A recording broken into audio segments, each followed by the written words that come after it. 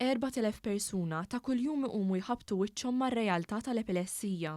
70% minnhom jieħdu mediċina apposta li tgħinhom jgħixu ħajjithom mingħajr xkiel. Minkejja dan, hemm il-qbija li ma jistgħux jieħdu mediċina. Frank Portelli huwa missier ta' tifel bl-epilessija severa li fuq il-mediċina ma taħdimx. Stqar magħna l-weġa li jħoss missier meta jara nies f'din il-komunità jiġu mwarba. Tista' tgħid li bil-mediċini 70% huma kontrollati, però hemm dawk 30% li huma farmakoresistenti jgħidulhom u t-tifel tiegħi wieħed minnhom jiġifieri. It-tifel tiegħi għandu epilessija severa u jiddependi kollox minnha jiġifieri.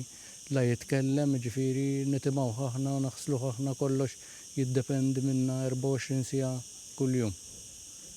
Frank huwa wkoll il-President tal-Assoċjazzjoni tal-Epilessija fih dan Caritas Malta u llum nedew EpiPicto, gwida viżiv maħsub biex jgħin lil dawk li huma milquta minn waħda mill-40 tip ta' epilessija li jeżistu u dawk li jieħdu ħsiebhom. L-EpiPicto qiegħed iddisinjat għal persuni li m'għandhomx daqshekk edukazzjoni.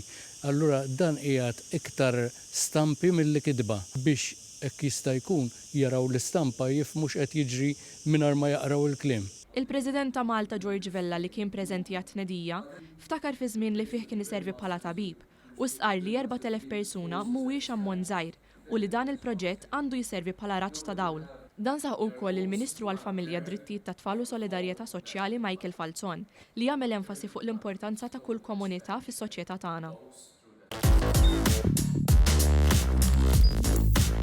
Idħol fuq one.com.mt u hemmhekk tista' tara l-programmi kollha li jxandru fuq One permezz ta' One Play.